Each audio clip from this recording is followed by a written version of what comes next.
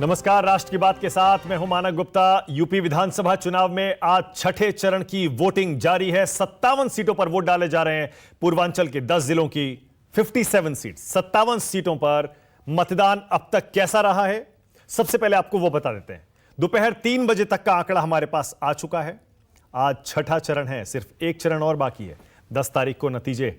इंतजार अब मुश्किल होता जा रहा है। 3 बजे तक के आंकड़े आपकी टीवी स्क्रीन पर। 47% वोटिंग हुई है उत्तर प्रदेश चुनाव के छठे चरण के मतदान में। एवरेज 47%। सबसे ज्यादा वोटिंग अंबेडकर नगर में हुई है 52%। सबसे कम 43% बलरामपुर में। बलिया 47%, बस्ती 46%, देवरिया 43%, गोरखपुर योगी आदित्यनाथ का गढ़ वहां 40% है, कुशीनगर में 49% है, महराजगंज में 48% वोटिंग हुई है, संत कबीर नगर 43%, सिद्धार्थनगर 46%। यह 3 बजे तक का वोटिंग का आंकड़ा। 5 बजे तक कितने वोट पड़े थोड़ी देर में आपको राष्ट्र की बात के दौरान ही बताऊंगा। छठे चरण का जो रण है आप जानते ही हैं, काफी भीषण है। कुल 676 उम्मीदवार मैदान में हैं। इनमें 11 सीटें, जो 57 सीटों पर वोट पड़ रहे हैं, इनमें 11 सीटें आरक्षित हैं। करीब 2 करोड़ 14 लाख मतदाता हैं जो आज वोट डाल सकते हैं। इनमें पुरुष मतदाता 1 करोड़ 14 लाख, वहीं महिला मतदाता करीब 1 करोड़ है। अब जल्दी से आज के मतदान की कुछ तस्वीरें देख लीजिए। जिन 10 जिलों में मतदान हो रहा है वहां की तस्वीरें आपके सामने हैं। बलरामपुर, सिद्धार्थनगर, महराजगंज, कुशीनगर, गोरखपुर, संत कबीर नगर, बस्ती, अंबेडकर नगर, देवरिया और बलिया। सब जगह आम क्या खास, सबने अपने मताधिकार का इस्तेमाल बढ़ चढ़कर किया। बीच में गोरखपुर में देखिए, मुख्यमंत्री योगी आदित्यनाथ ने भी आज अपना वोट डाला। अब ये वीआईपी उम्मीदवार जरा देख लीजिए आज के। योगी आदित्यनाथ हैं, शिव प्रताप शुक्ला हैं, आरपीएन सिंह हैं, उपेंद्र तिवारी, रवि किशन को बीच में आप देख रहे हैं, संजय निषाद हैं, ओपी राजभर हैं, सतीश द्विवेदी हैं, माता प्रसाद पांडे। ये वीआईपी। अब यूपी के सीएम योगी आदित्यनाथ ने आज सुबह सुबह ही पोलिंग बूथ पर पहुंचकर मतदान किया। मतदान से पहले उन्होंने मंदिर जाकर दर्शन पूजन भी किए। पूर्व केंद्रीय मंत्री शिव प्रताप शुक्ला, कांग्रेस छोड़कर बीजेपी का दामन थामने वाले आरपीएन सिंह, योगी मंत्रिमंडल में मंत्री उपेंद्र तिवारी, गोरखपुर से बीजेपी के सांसद रवि किशन, निषाद पार्टी के अध्यक्ष संजय निषाद, सुभासपा सुप्रीमो ओम प्रकाश राजभर, यूपी के बेसिक शिक्षा मंत्री सतीश द्विवेदी और माता प्रसाद पांडे, सब ने अपना अपना आज वोट डाला। यह छठा चरण बहुत अहम है।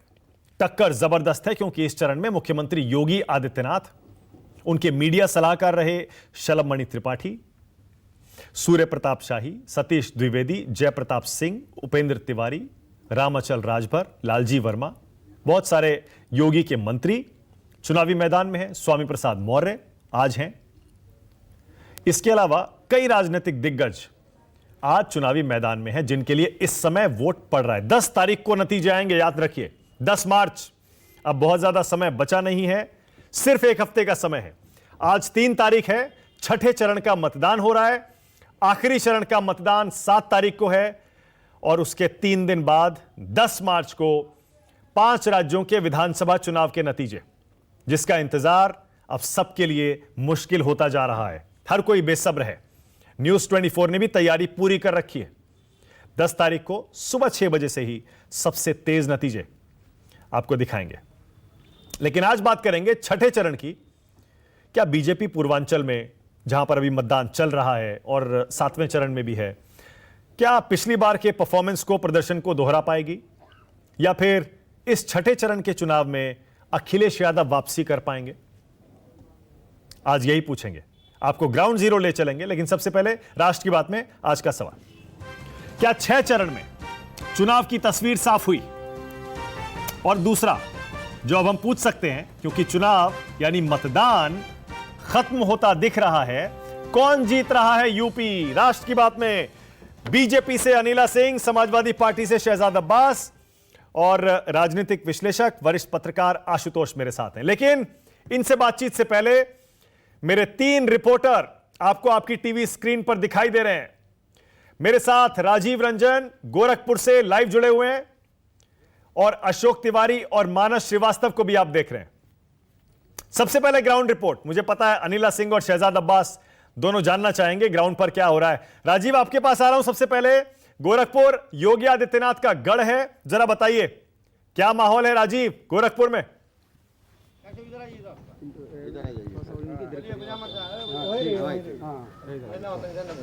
मानक, आपको पता ही है मैं हवा हूं। मैं गोरखपुर दोपहर तक था, उसके बाद देवरिया गया और इस वक्त बलिया के रसड़ा विधानसभा सीट पर हूं। तो मैंने 2 जिले बदल लिए हैं, गोरखपुर अब नहीं हूं, सुबह था।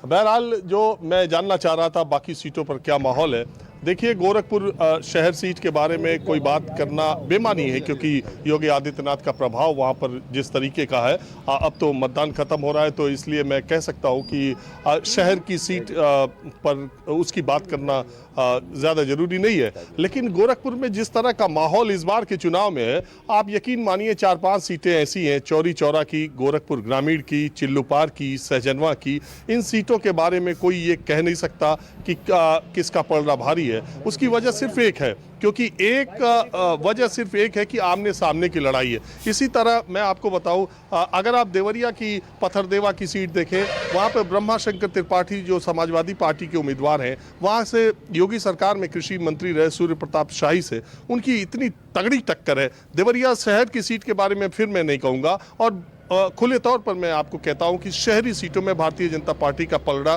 20 दिखाई देता है देखने में, जमीन पर नतीजे क्या हो वो बात नहीं। लेकिन ग्रामीण इलाके में जैसे ही आप ग्रामीण इलाकों में पहुंचते हैं, वैसे ही आपको लड़ाई आमने सामने की टक्कर ज्यादा दिखाई देती है। और ये समझ में नहीं आता कि मतलब आप कन्विंस नहीं होते और कंफ्यूज हो जाते हैं कि हो क्या रहा है, क्योंकि हर 1 किलोमीटर पे, हर 500 मीटर पे आपको अलग अलग तरीके के लोग मिल जाते हैं। मैं इतने दिनों के सफ़र के बाद इतने 25 हज़ार लोगों से मैंने बातचीत की होगी कम से कम, मानक, लेकिन मैं ये कह नहीं सकता कि उत्तर प्रदेश में किसका पलड़ा भारी है और किसकी सरकार बन सकती है। कभी कभी ऐसा लगता है कि शहरी इलाकों में तो भारतीय जनता पार्टी का बहुत अच्छा चल रहा है, और जो लोग बोलते भी हैं, मैंने सुबह भी ये बात कहा, आप अगर लोग बोलते भी हैं तो लोग तो आजकल इतने स्मार्ट हो गए हैं मानक, कि वो चैनल का आईडी देख करके बोलते हैं। मुझे लगता है कई बार वो आपकी मानसिकता के हिसाब से बोल देते हैं। वो बोलते क्या है, वो सोचते क्या है, वो वोट किसको कर रहे हैं, बड़ा मसला गंभीर है।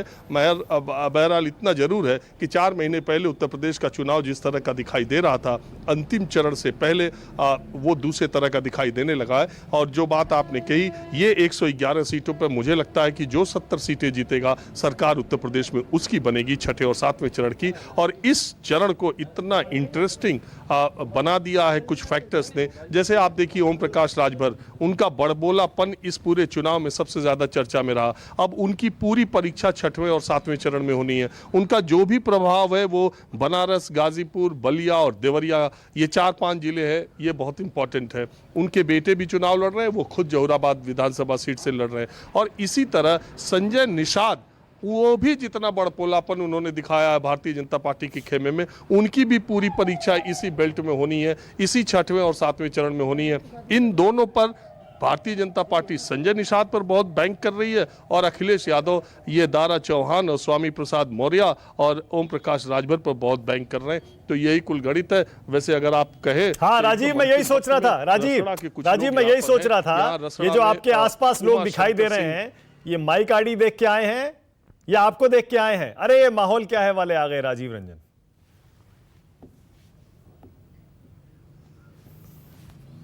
नहीं, देखिए, अगर मैं अपनी मार्केटिंग करूं तो इसमें ज्यादातर लोग मुझे देखने आए और सेल्फी लेने के लिए आए हैं। वो मैंने कहा कि ये लाइव मेरा हो जाए मानक गुप्ता के शो में, तब मैं फोटो खिंचाता हूं। बहरहाल इन्हीं से बात करता हूं, और मैं ये सिर्फ जानने के लिए आया हूं। मैं इस सीट की बात नहीं करता, ये रसड़ा सीट की बात नहीं करता, लेकिन मैं मोटे तौर पर बलिया में अगर 7 सीटें हैं, भारतीय जनता पार्टी ने पिछली बार 5 जीती थी, 1 सपा और 1 बसपा। आपको इस बार क्या लगता है? इस बार हमारे जिला में गठबंधन का 5 सीट निकलने जा रहा है। तो सातों क्यों नहीं दे देते? नहीं, साथ हम नहीं दे रहे, जनता देती है, जनता जनार्दन होती दो है। कौन बीजेपी के हिसाब, आपके हिसाब से? किसके हिसाब में दो जाएगा? एक रसड़ा का सबसे हॉट सीट है, हम लोग का सीट, जो माननीय उमाशंकर सिंह 2 मरतबा से कंटिन्यू विधायक रहे हैं। इस मरतबा उनका ये गठबंधन का प्रत्याशी महेंद्र चौहान को काफ़ी बहुत से लोग वोट कर रहे हैं। आप बताइए। बताओ तुम बताओ। इस बार जो है सत्ता बदलने वाली है। पूरा उत्तर प्रदेश की जनता ने ये ठान लिया है कि बीजेपी हटाओ, देश बचाओ। इस बार 10 साल उमाशंकर सिंह विधायक थे हमारे यहाँ। कोई हॉस्पिटल में सर्जन डॉक्टर नहीं है, कोई आईसीयू बेड नहीं है। अरे उमाशंकर सिंह का छोड़ो, इसलिए जनता जो है, अरे हम रसड़ा का छोड़ो, आप बलिया का मोटा मोटा बसला रसलाई की बात है। रसला सदर हॉस्पिटल में कोई व्यवस्था नहीं है मरीज का। सरकार भाजपा की थी, बसपा के एमपी एमएलए। तो इसलिए हम लोग सपा के सरकार के साथ वोट दे रहे हैं, जो सरकार की प्रत्याशी वोट कर रहे हैं। यहाँ जातिवाद का चुनाव हो गया है। हाँ, जातिवाद पे हो गया, एकदम चुनाव जातिवाद पर हो गया है। पूर्वांचल में। यहाँ बलिया जिला में, पूर्वांचल बनारस से तो जातिवाद है ही है।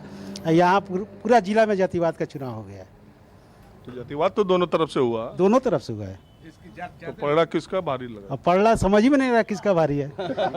आप भी हमारी तरह कंफ्यूज है। ऐसा है कि इतना जातिवाद हो गया है ना यहाँ पर कि हद से ज्यादा। अब कोई कुछ बोल रहा नहीं है। कुछ बोल नहीं रहा है। अच्छा, ये बैकवर्ड फॉरवर्ड का तो नहीं हुआ? बैकवर्ड फॉरवर्ड का हो गया ना, जिसे बनिया वर्ग, अहीर, मुसलमान, अरे थोड़ा यार सम्मानजनक। अहीर यादव बोलो ना। वही हो गया। यादव, मुसलमान, राजभर और उसके बाद चौहान, हाँ, ये एक तरफ हो गए हैं और उसके बाद और बिरादरी एक तरफ हो गया है। उल्टे समीकरण उल्टे नहीं बता रहे बता हैं। रहे। हम भी इधर का सही बता रहे हैं सर। मालक, जब आप बलिया, गाजीपुर, आजमगढ़ के लोगों से बात करेंगे ना, तो वो जातिवाद के हिसाब से एक एक, वो तो मैं डर रहा था कि कहीं और कुछ ना नाम ले लें। जातियों के नाम कुछ और भी रखे जाते हैं यहाँ, तो मैं डर रहा था। लाइव में ये खतरा बहुत रहता है। हाँ, अच्छा राजीव, 3 बजे तक 47% वोट पड़े हैं और मैं कल भी इस बात की चर्चा कर रहा था। हम पहले मान रहे थे इस बार बहुत अहम, बहुत तगड़ा चुनाव है, तो इस बार हो सकता है पिछली बार जो 60, 61, 62% वोट पड़ा था उससे ज्यादा पड़ जाए। वो बात नजर नहीं आ रही। क्या वजह है राजीव, क्यों उतना वोट नहीं पड़ रहा है?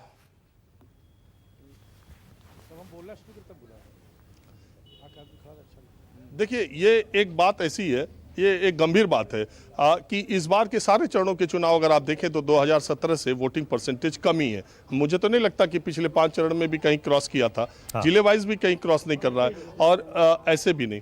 एक चीज देखने में आ रही है, मैं शहरी मतदाताओं में वोटिंग का वो रुझान नहीं है जो ग्रामीण इलाकों में है। देखिए, अभी आपसे मैं बात कर रहा हूं, अंतिम 30-35 मिनट बचे हैं और इस तरह के मतदाता अभी ज्यादा वोटिंग कर रहे हैं। मैं एक बहुत छोटे से कस्बे में हूं, लेकिन आप शहरों में जाइए तो आपको लाइन नहीं दिखाई देती। गोरखपुर में मैं 4 घंटे तक था, वॉक इन लोग आ रहे हैं जा रहे हैं, कहीं कोई क्यों नहीं थी। लेकिन आप ग्रामीण इलाके के किसी भी पोलिंग बूथ पर जाएं तो आपको लाइन लगती दिखाई देती है, लोग दिखाई देते हैं। और एक बात और कहूं कि अगर आप कम्युनिटी वाइज करेंगे तो मुस्लिम कम्युनिटी के लोग, मुझे लगता है कि वोटिंग में बहुत ज्यादा भागीदारी कर रहे हैं। क्यों?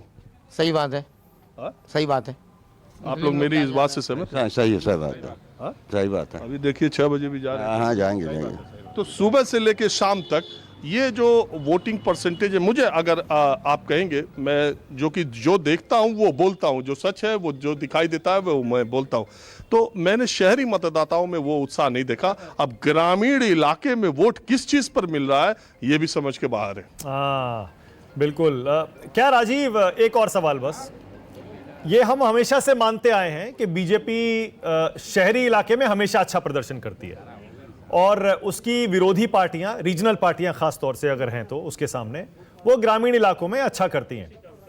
लेकिन क्या इस बार ये गणित इतना सिंपल है कि शहरी इलाके में बीजेपी स्ट्रांग, ग्रामीण इलाके में विरोधी स्ट्रांग? क्योंकि बीजेपी और बहुत सारे लोग जो हम जिनसे आप बात कर रहे हैं वो भी ये कहते हैं कि हमें राशन मिला, हमारा श्रमिक कार्ड बना, हमारे अकाउंट में पैसे भी आए, और भी बहुत सारे ग्रामीण इलाकों में मुद्दे हैं। तो ग्रामीण इलाकों में वोटिंग ज्यादा हो रही है का सीधा सीधा कोई मतलब नहीं है ना राजीव?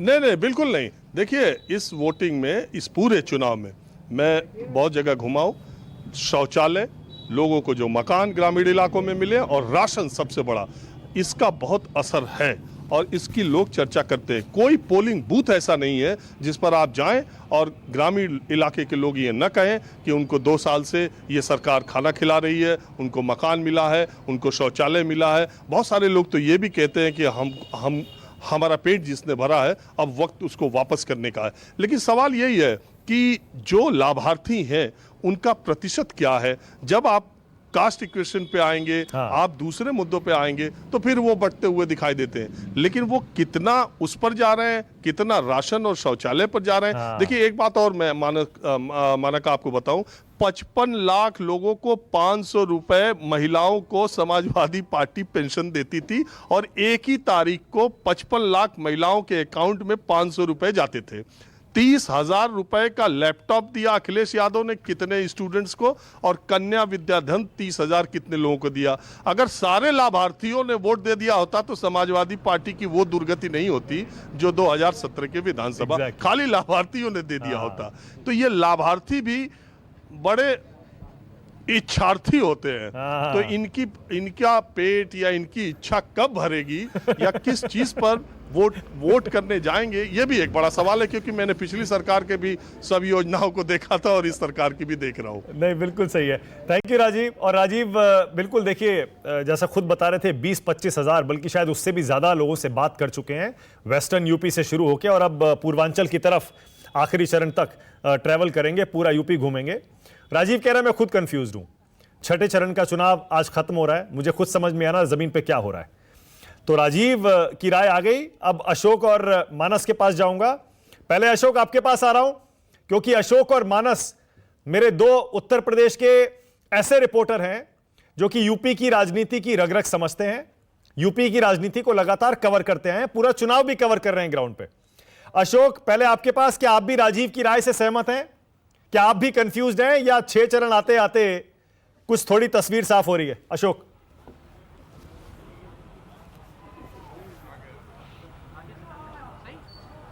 देखिए, इतना तो है कि अभी तक 6 चरणों के चुनाव में जो बात अभी राजीव जी ने कही उससे पूरी तरह से मैं सहमत हूं। कहीं कहीं पर तो तस्वीर साफ हो जाती है कि कौन आदमी किस तरफ जा रहा है, लेकिन कहीं कहीं पर वो तस्वीर पूरी तरह से साफ नहीं होती है। सबसे बड़ा मुद्दा इस बार विधानसभा के चुनाव में जो लाभार्थियों को लेकर कहा जाता है, निश्चित तौर पर किसी भी ग्रामीण इलाके में जाइए तो वहां पर इस मुद्दे को बहुत जोर शोर से उठाया जाता है। लेकिन जो बात अभी राजीव जी ने कही कि क्या वो सारे लाभार्थी किसी एक पार्टी के पक्ष में लामबंद हो पाएंगे, क्या वो किसी एक पार्टी के पक्ष में जाकर मतदान करेंगे, क्या उसका फायदा उनको मिल पाएगा, इस पर मुझे लगता है कि अभी कुछ तस्वीर पूरी तरह से साफ नहीं हो पाई है। अब इस वक्त मैं मानक में आपको बताऊं कि सिद्धार्थनगर में हूं, और सिद्धार्थनगर का समीकरण भी पूरी तरह से उलझा हुआ है। पिछली बार विधानसभा के चुनाव में बीजेपी को सभी 5 सीटों पर जीत हासिल हुई थी, लेकिन इस बार सभी सीटों पर बहुत जबरदस्त लड़ाई देखने को मिल रही है। एक सीट बीजेपी की जो सहयोगी अपना दल है उसके खाते में गई थी, लेकिन उन्होंने अपने सिटिंग जो विधायक थे उनका टिकट काटा और उनकी जगह किसी दूसरे व्यक्ति को उम्मीदवार बनाया, और जिस व्यक्ति का टिकट काटा गया जो कि सिटिंग विधायक था, उन्होंने बगावत की और दूसरे दल से टिकट लेकर वो चुनावी मैदान में उतर चुके हैं। यानी कि उस सीट का जो समीकरण है बीजेपी के पक्ष का, उसको बिगाड़ने की पूरी कोशिश की गई है। दूसरी बात, सिद्धार्थनगर के 3 ऐसे बड़े चेहरे हैं जिनकी चर्चा हर जगह पर होती है कि इस बार उनकी प्रतिष्ठा दांव पर लगी हुई है। माता प्रसाद पांडे जो कि यूपी विधानसभा के अध्यक्ष रह चुके हैं, समाजवादी पार्टी के बहुत पुराने और कद्दावर नेता हैं, मुलायम सिंह यादव के साथी माने जाते हैं। उनके सामने basic education minister Satish Yadav इस बार फिर विधानसभा के चुनाव में, पिछली बार सतीश द्विवेदी उनसे चुनाव जीत गए थे, लेकिन इस बार उनकी सीट पर बहुत ज्यादा कांटे की टक्कर देखने को मिल रही है। दूसरी सीट जयप्रताप सिंह की है जो कि उत्तर प्रदेश के स्वास्थ्य मंत्री भी हैं। वो कोरोना काल में जो कुछ भी काम सरकार की तरफ से किया गया उसका हवाला देते हैं, लगातार कैंपेन भी करते रहे। आज उनके सामने भी समाजवादी पार्टी का जो, या यूं कहे कि गठबंधन का जो उम्मीदवार है वो बहुत प्रमुखता से उनके सामने खड़ा हुआ है। ठीक इसी तरह की स्थिति सिद्धार्थनगर की 5 विधानसभा सीटों पर देखने को मिल रही है, और मतदाता भी किस आधार पर वोट कर रहे हैं, क्योंकि कैमरे के सामने वो कुछ और कहते हैं और जब वो अंदर जाते हैं तो उनका मूड बदल जाता है। इस तरह की तस्वीरें हम लोगों ने आज सिद्धार्थनगर में देखी भी है। आप देखिए कि बहुत सारे लोग, चूंकि हम लोग यहाँ पर कैमरे में बात कर रहे हैं तो तमाम सारे लोग भी यहाँ पर हमारे साथ मानक मौजूद हैं, उनसे भी बात करते हैं, समझने की कोशिश करते हैं। अब सिद्धार्थनगर में किसकी किसकी लड़ाई? एक्चुअली सपा और बीजेपी की है। हाँ। और कांटे का टक्कर है, मतलब पलड़ा किसी भी भारी हो सकता है। कुछ कह नहीं सकते। पिछली बार जैसे 50,000 के आसपास बीजेपी ने जीता था, लेकिन इस बार लड़ाई जो है 10 से 15,000 के बीच में होगा। चाहे 10-15 से वो प्लस करेंगे, चाहे 10-15 से। क्योंकि हम लोग फील्ड वर्क कर रहे हैं, फील्ड में घूमते हैं, देखते हैं, एकदम बहुत ही टफ चुनाव है। सिद्धार्थनगर सदर तो बहुत टफ है। अच्छा, मुद्दे क्या है इस बार चुनाव में? जाहिर सी बात है, बेरोजगारी एक बड़ा मुद्दा है। बेसिकली मैं तो प्राइवेट कंपनी में काम करता हूँ, और साथ साथ जो महंगाई है एक बड़ा मुद्दा है। क्योंकि हम लोग को अब सरकार की तरफ से बोला जाता है कि फ्री राशन दिया जा रहा है, बट कहीं ना कहीं हमारे इनकम टैक्स जो है कि हर महीना हम लोग 10,000 से 12,000 रुपये मेरे तरफ से इनकम टैक्स पे होता है। तो कहीं ना कहीं एक हमारा ही पैसा होता है, सरकार अपने पास से तो पैसा देती नहीं है। इस चीज़ों को भी समझने की ज़रूरत है, और कहीं ना कहीं लोग समझ रहे हैं, ग्राउंड लेवल पर लोग समझ रहे हैं। और जो मेन मुद्दा है बेरोजगारी का है और महंगाई का है। क्या मुद्दा है? ये मुद्दा जो है सबसे पहले बेरोजगारी है, महंगाई है, और साथ में पेंशन का भी एक मुद्दा है। आप सरकारी कर्मचारी हैं क्या? नहीं, मेरे घर में ज़्यादातर लोग सरकारी कर्मचारी हैं, हम एक प्राइवेट में वर्क कर रहे हैं, तो इसलिए देखा है सब जो बूढ़े हो जाते हैं, पेंशन वाले जो वादे किए गए उससे प्रभावित है? हाँ, उससे प्रभावित है। क्या मुद्दा है इस बार विधानसभा के चुनाव में? विधानसभा के चुनाव में एजुकेशन, डेवलपमेंट और मेडिकल से रिलेटेड सारे मुद्दे हैं, जो कि इस भाजपा गवर्नमेंट ने कुछ नहीं किया है, और आने वाली जो सपा गवर्नमेंट है जो बड़ी तेजी से बन रही है, उससे उम्मीद है। क्या मुद्दे हैं इस बार? विकास का मुद्दा सबसे बड़ा है, और दूसरी बात रही यहाँ पे हमारे जो मंत्री रहे हैं जय प्रताप सिंह साहब, स्वास्थ्य मंत्री रहे हैं, और स्वास्थ्य मंत्री होने के वजह से भी अब आप ये बता दीजिए कि यहाँ पे आज एक डॉक्टर भी नहीं है, एक सर्जन। आज तो चुनाव खत्म हो गया, ये मतदान करते समय ये बातें आप मुझे बताओ कि किस आधार पर वोट किया आपने? मैं विकास के मुद्दे पे वोट किया हूँ, और सबसे बड़ा मुद्दा यहाँ पे गाय का मुद्दा है। यहाँ पे गाय के नाम पे कुछ भी नहीं हुआ। ये मेरा घर है, यहाँ पे रोज सुबह सुबह एकदम गाय पूरा एकदम गौशाला का निर्माण नहीं हुआ, कुछ भी निर्माण नहीं। ये रोड 4 साल से ऐसे ही है, और आने वाले 2 साल में भी ऐसे ही रहेगा। ये मेरा घर है कि गौशाला है, पहले ये बताइए। मतलब ध्यान देने की जरूरत है प्रशासन को। आपने वोट कर दिया? जी सर। क्या मुद्दे रहे इस बार? यही प्रशासन जो है सड़क उड़क का निर्माण कार्य नहीं कर पा रहा है, और उसके बाद जो है शिक्षा जो है पूर्ण रूप से नहीं है। लॉकडाउन कर दें, बच्चे जो है घर पे जो है रह रहे हैं, और यही सब है सर। तो मानक, सबसे खास बात यह है कि सिद्धार्थनगर के चुनाव में जाति पात के साथ साथ जो स्थानीय मुद्दे हैं, यानी कि डेवलपमेंट, अस्पतालों में डॉक्टर है कि नहीं है, या सरकारों ने क्या कुछ नहीं किया है, इस पर भी बहुत प्रमुखता से लोग बात कर रहे हैं। आपने वोट कर दिया? क्या मुद्दे रहे इस बार चुनाव में? बेरोजगारी, महंगाई, और जमीनी हकीकत पे सरकार कुछ कर नहीं पाई, फेल हो चुकी है। बहन बेटियां जो कहते हैं बहुत सेफ हैं, सेफ नहीं। विमेन सिक्योरिटी पे काम करने की नहीं, बहुत जरूरी है। बिल्कुल। तो ये देखिए आप, माना कि तमाम सारे लोग हैं। आपने वोट कर दिया सर? जी सर, हमने वोट कर दिया। किस आधार पे किया वोट? सर यहाँ पे हमने वोट इस आधार पे किया कि यहाँ पे बिजली की समस्या जो बहुत पिछले 5 साल से मतलब इधर तो बहुत अच्छी हुई। हमने अभी बिजली की समस्या को बहुत अच्छा मतलब इस समय महसूस कर रहा हूँ। सपा के समय में सर बिजली का बहुत ज़्यादा दिक्कत था, क्योंकि वहाँ पे ये इंतजार करना 3 घंटे के बिजली की कटौती। मतलब इस सरकार ने बिजली अच्छी दी? जी, बहुत अच्छी दी जी सर। तो ये तमाम सारे लोग हैं मानक, जिनको आपने सुना। लेकिन जो बात मैं अभी थोड़ी देर पहले भी कह रहा था कि राजनीतिक मुद्दों के साथ साथ जो यहाँ के स्थानीय मुद्दे हैं, यानी कि रोड कैसी है, बिजली कैसी आ रही है, रोजगार पर सरकार को क्या करना चाहिए, अस्पतालों में डॉक्टर होने चाहिए कि नहीं होने चाहिए, ये तकरीबन हर जगह देखने को मिला है। लेकिन सबसे जो खास बात है कि आपको याद होगा कि जब बाढ़ आती है तो सिद्धार्थनगर जिला सबसे ज्यादा प्रभावित होता है, लेकिन उसको लेकर आम आदमी के मन में कोई बहुत बड़ा वो एक इश्यू नहीं है, वो एक मुद्दा नहीं है। मुद्दे यहाँ के स्थानीय जो आम लोग हैं जिनसे जुड़ा हुआ है, उसको एक प्रमुखता से लोग उठा रहे हैं, और ये कह रहे हैं कि उसी आधार पर उन्होंने वोट किया है। तो फिलहाल अब बहुत थोड़ा सा वक्त बचा हुआ है। मेरे ठीक पीछे आप देखिए कि ये मतदान केंद्र भी है। अभी कुछ थोड़े बहुत लोग हैं बचे हुए, वो सिंगल डबल में आके फिलहाल यहाँ पर वोट भी कर रहे हैं। और ऐसे तमाम सारे पोलिंग सेंटर्स हैं सिद्धार्थनगर में, जहां पर अभी शाम, चूंकि मतदान का समय बहुत ज्यादा नहीं बचा है, लिहाजा आप जो बचे हुए लोग हैं वो भी निकलकर मतदान कर रहे हैं। लेकिन इतना जरूर है कि यहाँ के लोगों में जागरूकता बहुत देखी जा रही है, और अपनी बात को बहुत प्रमुखता से भी उठा। बिल्कुल ठीक है। तो 2 हो गए। अब राजीव रंजन कह रहे हैं मैं कंफ्यूज्ड हूं, अशोक तिवारी कह रहे हैं कहीं तस्वीर साफ है, कहीं तस्वीर साफ नहीं है, इशारों में अपनी बात कह रहे हैं। जाहिर है कि मानस, अब जिम्मेदारी आप पर। मानस श्रीवास्तव पूरे यूपी की राजनीति को बड़े अच्छे से समझते हैं, सामाजिक मुद्दे हो, राजनीति हो, और आम आदमी पिछले 5 चरणों में किन मुद्दों पर वोट दे रहा था। मानस, क्या ये अब टाइम आ गया है क्या? मुझे पता है हालांकि अभी 1 चरण बाकी है, क्या ये टाइम आ गया है हम अब ये पूछना शुरू करें आपसे, क्योंकि मुश्किल सवाल है मैं जानता हूं, कि क्या तस्वीर साफ हो रही है क्या? मानस, देखिए कुछ चीज़ें तो समझ में आती हैं, तस्वीर कुछ हद तक साफ नज़र आती है, लेकिन कुछ जगहों पर कुछ खास जिलों में जाकर के कुछ कन्फ्यूज़न होता है। लेकिन एक मोटी तौर पर अगर हम लोग बात करें तो एक पिक्चर ज़रूर क्लियर हो जाती है कि चुनाव किस तरफ आगे बढ़ रहा है। देखिए ये बात तो सही है कि इस चुनाव में जो लाभार्थी एक बड़ा मुद्दा है और जो मुफ्त राशन जिन लोगों को मिला है, जिनको आवास मिल गया है या जिनको शौचालय मिल गया है, इस तरीके के तमाम जो लाभार्थी हैं उनका सोचने का तरीका अलग है। लेकिन एक तरफ दूसरी तरफ युवा भी है जो बेरोजगार है, जिसको रोजगार नहीं मिल पाया, दूसरी तमाम ज़रूरतें हैं वो पूरी नहीं हो पाई, चाहे स्वास्थ्य के क्षेत्र में हो या शिक्षा के क्षेत्र में जिस तरीके की बातें की जा रही हैं, तो वो एक दूसरी तस्वीर वहाँ पर नज़र आती है। ये भी बात सही है कि जब आप पूर्वांचल की बात करते हैं तो फिर भारतीय जनता पार्टी के लिए नाक का सवाल हो जाता है, क्योंकि पीएम, सीएम और डिप्टी सीएम यानी प्रधानमंत्री नरेंद्र मोदी, मुख्यमंत्री योगी आदित्यनाथ और डिप्टी सीएम केशव प्रसाद मौर्य, ये तीन बड़े ऐसे चेहरे हैं भारतीय जनता पार्टी के जो पूर्वांचल से ही आते, इसलिए दो चरण बहुत इंपॉर्टेंट हो गए हैं। और आप देख रहे हैं कि लगातार इन तीनों नेताओं की सभाएं ताबड़तोड़ हो रही हैं। अब मैं बात करता हूं यहाँ पर जहाँ मैं बस्ती में मौजूद हूँ, और आज सुबह मैं अम्बेडकर नगर भी गया था, तो पूरे दिन मैं बस्ती और अम्बेडकर नगर के बीच में रहा, तो एक मोटी तस्वीर यहाँ पर यह समझ में आती है कि यहाँ पर पिछली बार की तरह लहर नहीं है। जो पिछली बार एक लहर, एक आंधी चल रही थी कि बस्ती की 5 विधानसभा सीटें भारतीय जनता पार्टी के खाते में, लेकिन वो रथ रुका जाकर के ठीक बगल के जिले में, यहाँ से 35-40 किलोमीटर है अम्बेडकर नगर, वहाँ पर जाके इस रथ को रोका किसने? मायावती ने, जिनको सिर्फ 19 सीटें मिली। वहाँ पर 5 में से 3 सीटें बसपा ने जीत ली थी और 2 सीटें भारतीय जनता पार्टी के खाते में गई थी, तो वहाँ पर मुकाबला त्रिकोणी हो गया है। ये बात अलग है कि अम्बेडकर नगर में राम अचल राजभर और लालजी वर्मा जैसे तमाम कद्दावर नेताओं को जो बसपा के थे उनको तोड़ करके समाजवादी पार्टी ने वहाँ पर एक बड़ी खेमेबंदी की, एक जाति समीकरण साधने की वहाँ पर कोशिश की। इसलिए मैं कहता हूँ कि बसपा के उन नेताओं की भी परीक्षा है जो सपा में गए हैं, वो इस चुनाव के नतीजे बताएंगे कि बसपा के टिकट की वजह से वो जीत के आते थे या उनका अपना खुद का प्रभाव था। तो वो नेता जो दल छोड़ करके गए हैं उनकी भी परीक्षा होने वाली है। बस्ती में 5 विधानसभा सीटें, 5 की 5 पर भारतीय जनता पार्टी का कब्जा, लेकिन इस बार यहाँ भी मुकाबला त्रिकोणी। और मैं आपको बता दूं कि यहाँ पर बस्ती की बात करूँ या अम्बेडकर नगर की बात करूँ, यहाँ पर मुकाबला बिल्कुल स्पष्ट तौर पर त्रिकोणी नजर आता है। कुछ सीटों पर बहुजन समाज पार्टी यहाँ पर फाइट में नजर आती है, जो लोग कह रहे हैं कि जो लड़ाई भाजपा और सपा के बीच में है।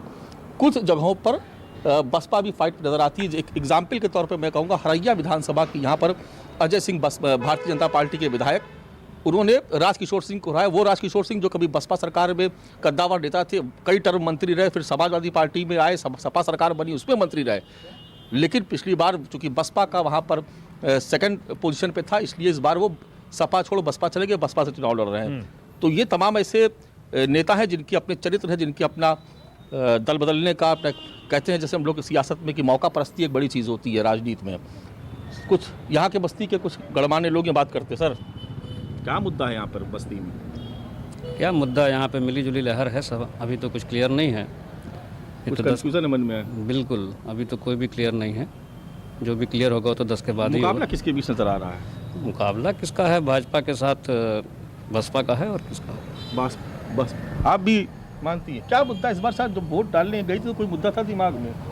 नहीं, ऐसा तो कुछ नहीं था, सब वही मिला पुराना भगत है। मैं देख रहा हूँ कि अजीब सा कंफ्यूजन है यहाँ पर लोगों के दिमाग में। सर, आप आइए, आप वोट डाला आपने? हाँ। क्या मुद्दा है इस बार यहाँ पर चुनाव में? मुद्दा तो प्रोग्रेस का है और बस वही फ्री राशन वगैरह लोगों को मिला, लोग कर, ये भी एक मुद्दा है क्या? राशन कोई मुद्दा नहीं है, पहली बात तो बेरोजगारी है, सबसे बड़ा मुद्दा वही है। मेरे सामने में देखा लोगों को सुसाइड करके। सुरक्षा पहले से बहुत बेहतर हुई है, आप सहमत इस बात से? सेम है, जैसा था वैसे, ये कोई इम्प्रूवमेंट नहीं, जैसा था मुझे तो बदलाव नहीं आया। नहीं, कोई बदलाव नहीं है, बस ये कि मेन है बेरोजगारी है, रोजगार मिल जाए। मैं देखा है लोगों को भाई सुसाइड करते हुए, लोगों को परेशान करते हुए, डिप्रेशन में जाते हुए देखा है, मेन वही है। आपने वोट किया?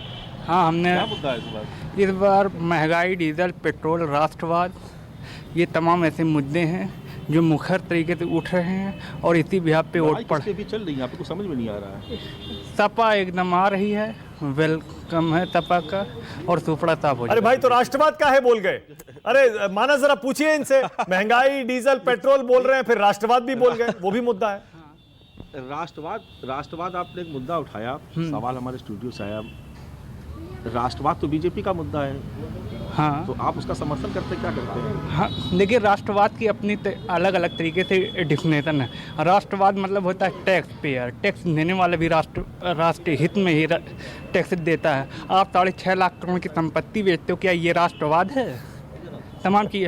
फिर आप 6,000 करोड़ रुपए पिछली बार रक्षा पे खर्च कर रहे हैं, 6-7 हज़ार करोड़ रुपया आपने दिया है, तो ये राष्ट्रवाद है?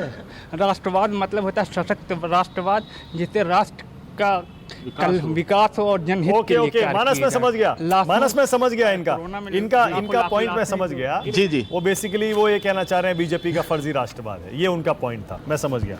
हाँ बिल्कुल बिल्कुल। देखिए मैं करता कि यहाँ पर देखिए मुकाबला मानक में एक बात से कहना चाह रहा था कि ये मैं तमाम जिलों में गया, लेकिन जिस तरह का त्रिकोणीय मुकाबला मैं अम्बेडकर नगर और बस्ती में देख रहा हूँ, ये दूसरे जिलों में नज़र नहीं आया, क्योंकि वहाँ पर लगता था कि सीधी सीधी फाइट है, चाहे वो भाजपा की सपा से हो, भाजपा की बसपा में हो, सपा या बसपा में हो। लेकिन यहाँ अम्बेडकर नगर में वही स्थिति और वही स्थिति बस्ती में भी है कि मुकाबला त्रिकोणीय है और कोई किसी से कम नहीं है, सबने पूरी ताकत लगाई है। और शायद एक वजह ये भी कि 150 से ज़्यादा सीटें पूर्वांचल में आती हैं और सबको लगता है कि अगर पूर्वांचल जीत लेंगे तो सरकार बन जाएगी। तो आप देख रहे हैं कि ताबड़तोड़ सभाएं चल रही हैं, 6 चरण निपट चुके हैं, तस्वीर कुछ हद तक साफ है, लेकिन अंतिम चरण भी बहुत कुछ तय कर देगा। Okay all right. मानस ने खुलकर बता दिया आशु, वो कह रहे हैं तस्वीर काफ़ी हद तक साफ हो चुकी है, लेकिन बिल्कुल सही कर रहे हैं, वो बता नहीं रहे कि तस्वीर क्या है। क्या ये समय आ गया है आशुतोष, अब छठे चरण के मतदान को देखने के बाद के अब हम ये पूछना शुरू करें कि यूपी में कौन जीत रहा है, या अभी एक और वेट करें? नहीं, मुझे लगता है कि जो आपके पत्रकारों ने जो जवाब दिया है, एक पत्रकार होने के नाते जाहिर सी बात, कोई ज्योतिषाचार्य तो है नहीं कि कौन सी सरकार जीत रही, कौन सी सरकार नहीं जीत रही है। हाँ। उनका एनालिसिस अपनी जगह बिल्कुल सही है और मैं उनके एनालिसिस से सहमत हूं। मेरा अपना व्यक्तिगत तौर पर यह मानना है कि ये लड़ाई जितनी कांटे की मानी जा रही है, मुझे नहीं लगता उतनी कांटे की होने वाली है। और मैं आपके चैनल पर कई बार कह चुका हूं, फिर मैं इस बात को दोहराता हूं कि पूर्वांचल का जो इलाका है, यह भारतीय जनता पार्टी के लिए बहुत बहुत बहुत मुश्किल करने वाला है। और अगर इस ये छठे और सातवें चरण को अगर भारतीय जनता पार्टी मैनेज कर पाएगी तब तो कोई उम्मीद रखे, अगर मैनेज नहीं कर पाएगी तो मुझे नहीं लगता कि भारतीय जनता पार्टी जो है वो मुश्किल से कुछ उसका सामना हो, मुश्किल से बच पाएगी। ओके, मतलब आप ये कह रहे हैं कि पूर्वांचल में वोटिंग से पहले तक मुकाबला काफी टक्कर का रहा और पूर्वांचल ही तय करेगा कि यूपी कौन जीत रहा है? नहीं, पूर्वांचल ही देखिए, अभी तक जो 5 राउंड हो चुके हैं, 5 राउंड की जो पोलिंग हो चुकी है, उसमें तो मैं कह सकता हूं कि पहले दूसरे राउंड के अंदर या तीसरे राउंड को भी अगर आप जोड़ लें तो भारतीय जनता पार्टी उतनी आसान नहीं थी।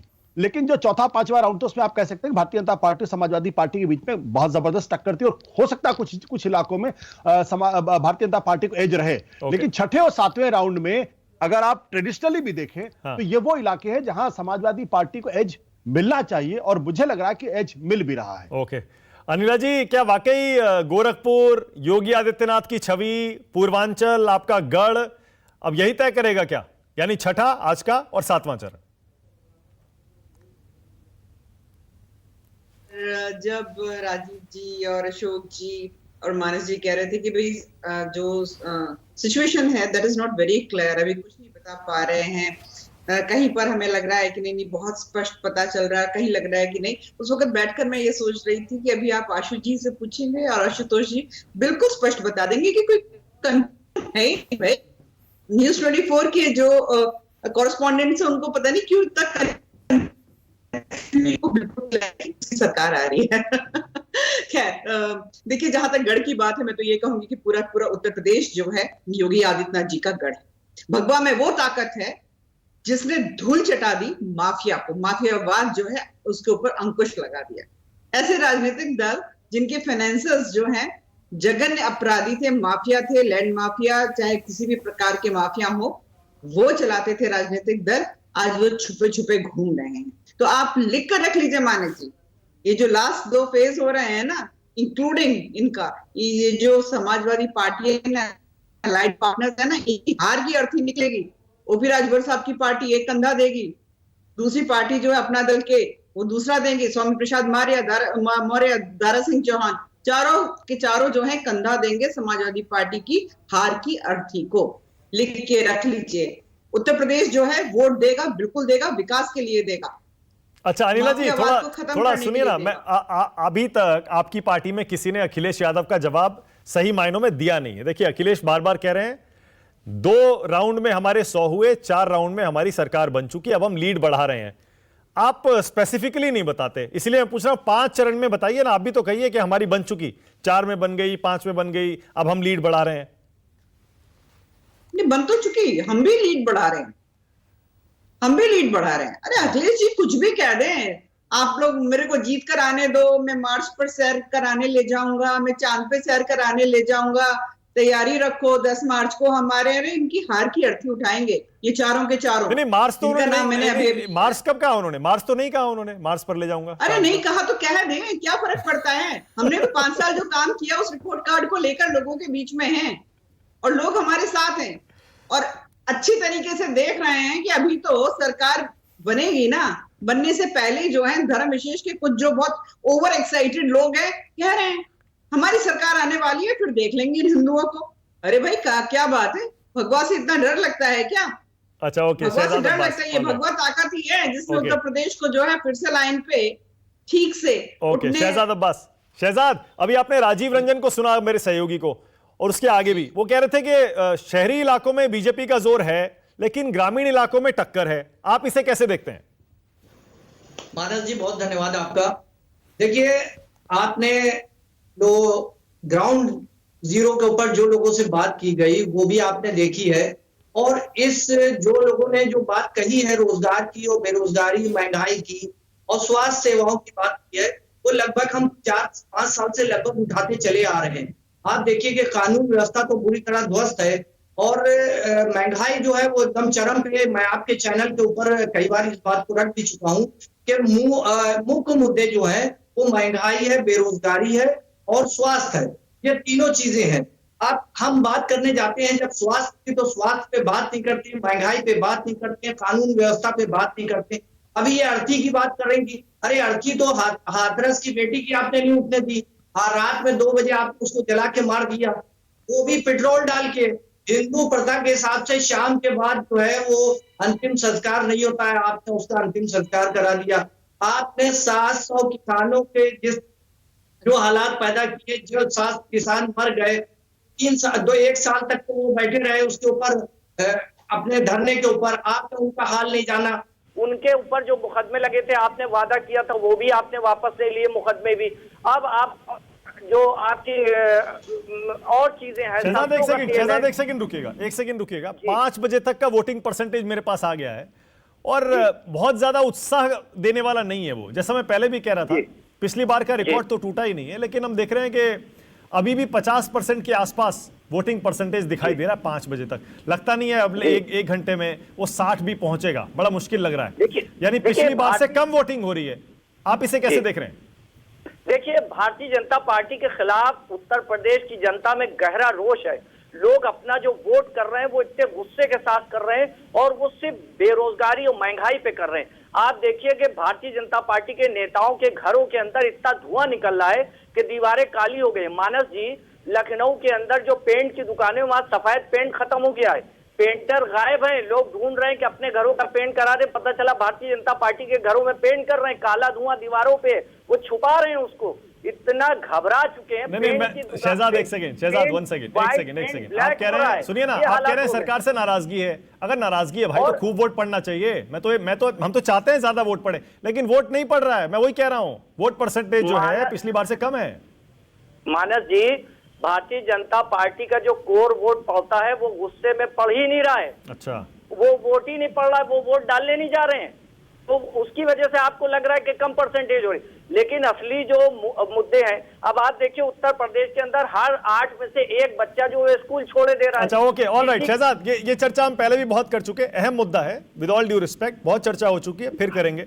अनिला जी, 5 बजे तक 53%, पिछले सारे चरणों की तरह बहुत अच्छा नहीं लग रहा है ये आंकड़ा देखकर। क्या वजह आप देख रही हैं, वोट क्यों नहीं पड़ रहे ज्यादा? नहीं, वोट इन लोगों के पक्ष में क्यों डालेगी जनता? लाल टोपी की गुंडागर्दी जानते नहीं है, तुष्टीकरण की राजनीति जो ये करते हैं जानते नहीं है, जिन्नावादी मानसिकता जो इनकी है उसको जानते नहीं है क्या? इस प्रकार से तो आपके पक्ष में आ जाते, आपके पक्ष में भी कहा, हमारे पक्ष में पड़ रहा है। हाँ। हमारे पक्ष में पड़ रहा है, जो दिख रहा है वो हमारे पक्ष में पड़ रहा है। अच्छा, देखिए दोनों पक्ष दावा कर रहे हैं कि उनका कोर वोटर नहीं निकल रहा है। दोनों पक्ष दावा कर रहे हैं। एक सेकंड रुकिएगा शहजाद, एक सेकंड, आपको ही मजा आएगा। फिर से ग्राउंड रिपोर्ट सुनवा रहा हूं। देखिए, हम तो यहाँ स्टूडियो में या जहां भी बैठे हैं वहां से हम लोग विश्लेषण कर सकते हैं, पर जो जमीन पर आपको असली नब्ज पता लगेगी लोगों की, उससे अच्छा अंदाजा आपको नहीं लग सकता। ऋषिकेश और प्रशांत देव मेरे साथ हैं। ऋषिकेश के पीछे काफी भीड़ दिखाई दे रही है, कुशीनगर से लाइव है। पहले ऋषिकेश आपके पास आ रहा हूं, जरा बताइए कैसी वोटिंग चल रही है और लोगों से बात करिए, किन मुद्दों पर हो रहा है मतदान? नहीं हो रहा है साहब। बिल्कुल मानक जी, मैं देखिए फाजिल नगर में हूँ और ये स्वामी प्रसाद मौर्य की सीट है। यहाँ पे ग्रामीण अंचल के लोग हैं और सभी अपने अपने तरह का समर्थक है। ये बताइए भैया, लिबास आपका भारतीय जनता पार्टी का दिख रहा है, स्टाइल आपने जी भाई साहब वाला, तो कोई कंफ्यूजन वाली स्थिति भी है क्या? नहीं, कोई कंफ्यूजन वाली स्थिति नहीं है। योगी जी की सरकार बन रही है और यहाँ से स्वामी प्रसाद मौर्य बहुत बुरी तरह से चुनाव हार रहे हैं। सही बोल रहे हैं। हाँ। एक नंबर की बात है कि स्वामी प्रसाद मौर्य हारेंगे, बाकी लोग भी हारेंगे। ओनली सिर्फ बीजेपी जीतेगा, जिसका 70% वोट गया है। जवाब दीजिए भैया। ये सब बोलने वाली सरकार है। जिस तरह से योगी और मोदी बोलते हैं उसी तरह से उनके कार्यकर्ता भी बोल रहे हैं। और ये फाजीनगर विधानसभा के जनता का इतना खुश नसीब है कि एक हमारे विधानसभा में कैबिनेट मंत्री आया है और वो बहुत ही कम से कम 45 से 56,000 के बीच। मौर्य कैसे जीत रहे हैं सर, ये बता दीजिए। आपके समर्थक कैसे, जो इन लोगों को जवाब दे दीजिए सर। जो ये नहीं, उनके साथ में देखिए कि कम से कम हमारे माइनॉरिटी के वोट कम से कम 98,000 है, उसमें मान लीजिए कि उनकी 60,000 वोट जा रही है। यादव बिरादरी का भी पूरा का पूरा वोट जा रहा है। 70% कम से कम जो कुशवाहा बेल्ट है वो भी उनके वोट करने जा रहे हैं। हर बिरादरी के लोग विकास के मुद्दे पर मौर्य जी को देने जा रहे हैं, क्योंकि वो मंत्री हैं। इसके लिए बिल्कुल सही बोल रहे हैं। अरे अब कहाँ मंत्री रह गए? क्या भैया कह रहे मौर्य जी मंत्री हैं? बहुजन समाज पार्टी से इलियास अंसारी।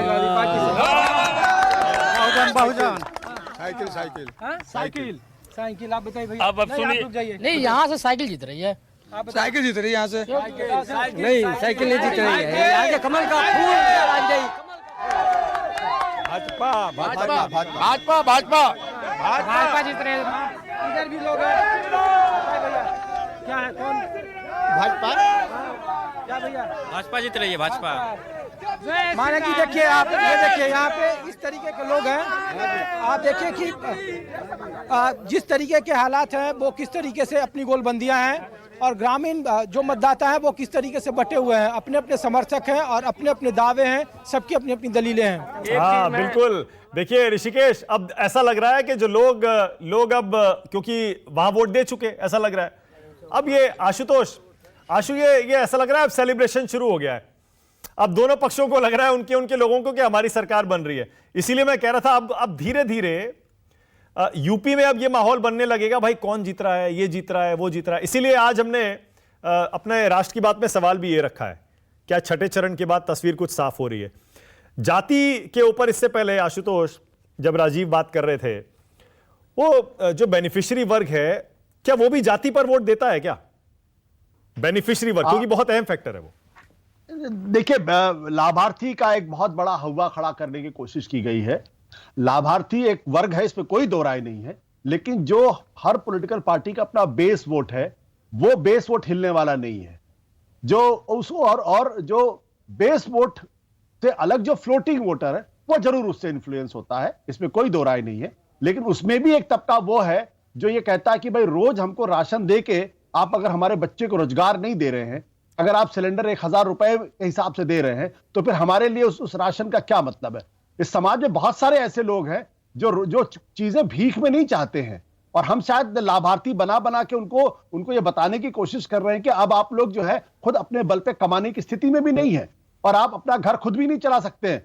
तो ऐसा जो घर होगा, उसकी स्थिति और उसकी दयनीयता को आप समझ सकते हैं। तो हो सकता है सरकार ने निश्चित तौर पर मदद की, इसमें कोई दो राय नहीं, और मैं इस बात को मानता भी हूं सरकार ने मदद की है। लेकिन वो तबका इस उम्मीद में कि सरकार हमको राशन देती रहेगी, हम राशन लेते रहेंगे, सरकार को वोट करते रहेंगे, लेकिन ऐसा नहीं देखिए, नहीं, ये तो फिर ऐसी बहस हो जाएगी कि हमें इसमें फिर दिल्ली को भी लाना पड़ेगा, फिर इसमें हमें साउथ के राज्यों को लाना पड़ेगा, क्योंकि फ्री फ्री फ्री, ये फ्री वो फ्री तो हर सरकार हर पार्टी करती है।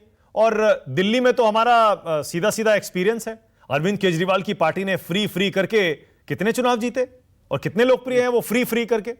अगर आप राशन को छोड़ दीजिए, सिर्फ राशन को अगर आप छोड़ दीजिए, तो फिर अगर आप ध्यान दीजिए तो हर सरकार ने लगभग वही काम किया है। हाँ। तो फिर 2017 के बाद भारतीय जनता पार्टी 10 राज्य नहीं हारती, और मैं आपको गिना सकता हूं, मध्य प्रदेश, राजस्थान, छत्तीसगढ़ भारतीय जनता पार्टी अनएक्सपेक्टेडली हारी, कर्नाटक हारी भारतीय जनता पार्टी, हरियाणा में बहुमत का आंकड़ा नहीं बांध पाए, झारखंड वो हारी, पश्चिम बंगाल हारी, दिल्ली हारी, बिहार में 0.07% से उसका वोट शेयर ज्यादा था, महाराष्ट्र में सरकार नहीं बना पाई, गुजरात में मुश्किल से सरकार बना पाई।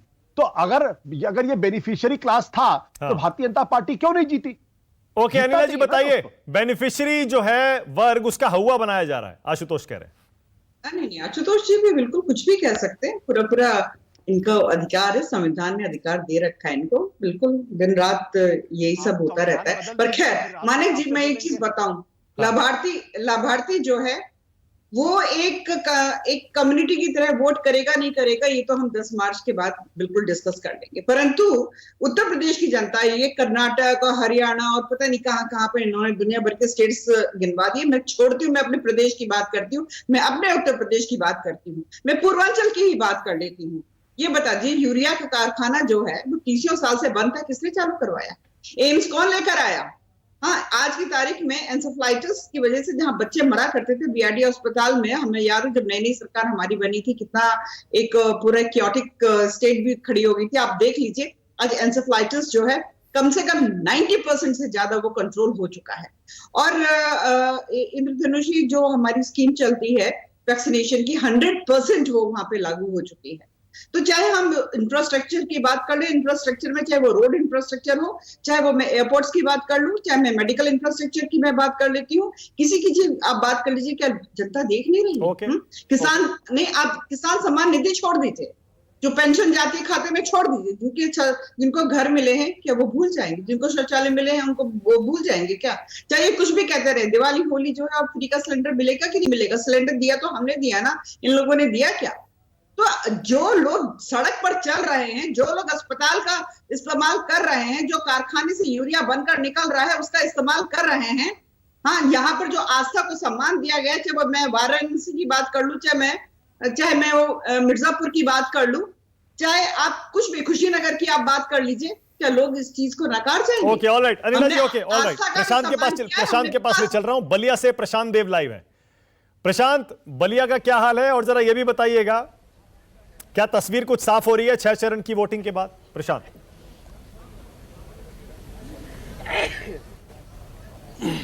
देखिए मानक, जब तक आप हमारे पास आए यस बहुत भीड़ थी, लेकिन अब मतदाता यहाँ से जा चुके हैं, कार्यकर्ता और एजेंट हैं। तो मेरे कहने का मतलब ये कि आज बलिया से जितनी ही जगह पे हम घूमे, लगभग 3-4 विधानसभाओं में, वहाँ पे टक्कर तो है, लेकिन सीधी टक्कर वैसी नहीं है जैसे कि पश्चिम से हम देखते हुए चले आ रहे हैं। मुद्दे भी पूरी तरीके से बदले हुए हैं, वो मुद्दे यहाँ पे आके बदल जाते हैं, टिल्ट हो जाते हैं। वो जाति समीकरण, कास्ट फैक्टर बहुत ज़बरदस्त तरीके से ग्राउंड पे यहाँ पे काम कर रहा है। एक एग्जांपल दूँ आपको, बैरिया विधानसभा के बागी सुरेंद्र सिंह जो बीजेपी के बागी हैं और इंडिपेंडेंट लड़ रहे हैं, वीवीआईपी सीट से लड़ रहे हैं, वो खुद आनंद स्वरूप शुक्ला को टक्कर देना है। यानी कि यहाँ पे जो पार्टी का बेस वोट बैंक है वो टूट रहा है जात कास्ट पे।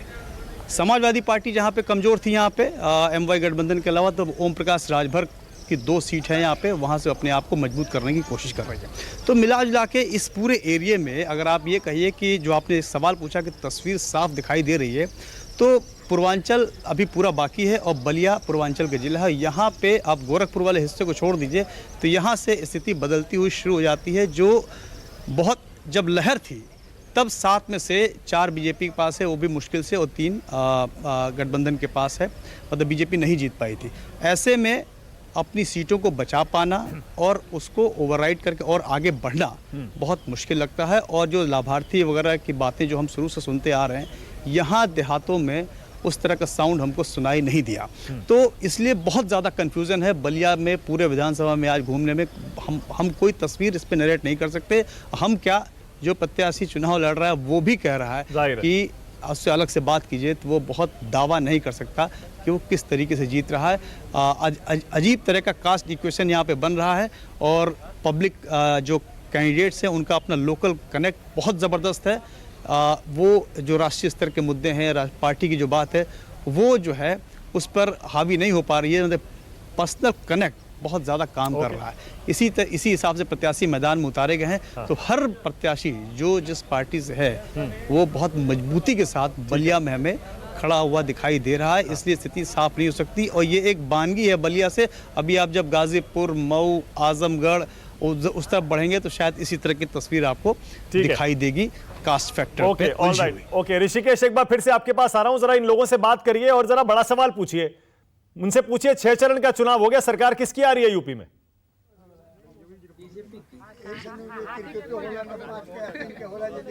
चलिए भैया, एक सवाल आ रहा है, 6 चरण का चुनाव हो गया, सरकार उत्तर प्रदेश में किसकी आ रही है? अखिलेश की बन रही है, पहले दूसरे और तीसरे चरण में ही क्लियर हो गया। बीजेपी की सरकार बन रही है। बीजेपी समाजवादी की पहले और दूसरे और तीसरे आ रही है। बीजेपी फुल बहुमत से बीजेपी 350 पार। क्या सर, इधर सही है? किसकी सरकार आ रही है? सरकार है भैया, अखिलेश की सरकार आ रही है भैया। अखिलेश की तो उधर सब बोल रहे हैं कि योगी जी नहीं हो ही नहीं सकता है अखिलेश। ओके, ऑल राइट, इसी नोट पे खत्म कर रहा हूं। आपने सुन लिया। अब जनता भी चाहती है कि हो जाए, बहुत लंबा चुनाव हो गया, अब बस 1 चरण का बचा है। 7 तारीख को फाइनल वोटिंग, 10 तारीख को नतीजे। न्यूज़ 24 तैयार है, भूलिएगा मत, डेट याद रख लीजिए। बहुत धन्यवाद राष्ट्र की बात में आ जाने के लिए। अनिला सिंह, शहजाद अब्बास, आशुतोष, आपका भी शुक्रिया। प्रशांत, थैंक यू। ऋषिकेश, छोटा सा ब्रेक ले रहा हूं, खबरें जारी है। राष्ट्र की नमस्कार, मैं हूं मानक गुप्ता। अगर आपको हमारा ये वीडियो पसंद आया हो तो इसे लाइक और शेयर जरूर करें, और हां, हमें सब्सक्राइब और फॉलो करना ना भूलें ताकि आप देश और दुनिया की कोई खबर मिस ना करें। तो जुड़े रहिए हमारे साथ और देखते रहिए न्यूज़ 24।